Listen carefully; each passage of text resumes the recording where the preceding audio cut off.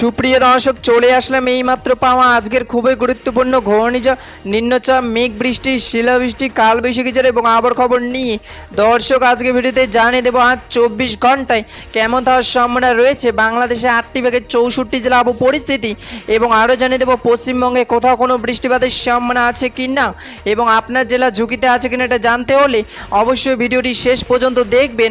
আর আপনি কোন জেলা থেকে আজকে আমাদের ভিডিওটি দেখছেন সেটা অবশ্যই কমেন্টে বলে দেবেন, তাহলে আমরা সবার আগে সেই জেলার আপডেট দিয়ে আগে শুরু করব।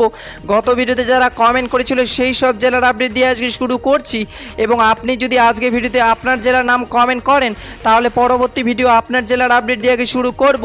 তো চলুন এবার জেনে নিই এক নজরে বঙ্গোপসাগরে একটি ভয়ঙ্কর ঘূর্ণিঝড় তৈরি হচ্ছে, যার ফলে বাংলাদেশ ও পশ্চিমবঙ্গে বেশ কিছু জায়গায় ক্ষয়ক্ষতি হতে পারে। দর্শক এবার সরাসরি চলে আসলাম মেঘ বৃষ্টির স্যাটেলাইট পুরো চিত্রে, এবং এই মুহূর্তে দেখতে পাচ্ছি আজ এবং আগামীকাল 24 ঘন্টায় বাংলাদেশে 8টি ভাগের 64 জেলা আকাশ মেঘলা থাকার সম্ভাবনা রয়েছে। বাংলাদেশের ঢাকা, গাজীপুর, নরসিংদী, নারায়ণগঞ্জ, টাঙ্গাইল, কিশোরগঞ্জ, ময়মনসিংহ, জামালপুর, নেত্রকোনা, শেরপুর, সিলেট, সুনামগঞ্জ, মৌলভীবাজার, হবিগঞ্জ, ব্রাহ্মণবাড়িয়া বৃষ্টি পড়ার সম্ভাবনা রয়েছে। এবং পশ্চিমবঙ্গে কলকাতা, হাওড়া, হুগলি, উত্তর 24 পরগনা, দক্ষিণ 24 পরগনা, নদিয়া, মুর্শিদাবাদ, মালদা, দার্জিলিং, কালিম্পং, জলপাইগুড়ি, আলিপুরদুয়ার, কোচবিহার, বীরভূম, বাঁকুড়া বৃষ্টি পড়ার সম্ভাবনা রয়েছে 22 আগস্ট 2026 শনিবারে আবহাওয়ার খবর। ধন্যবাদ।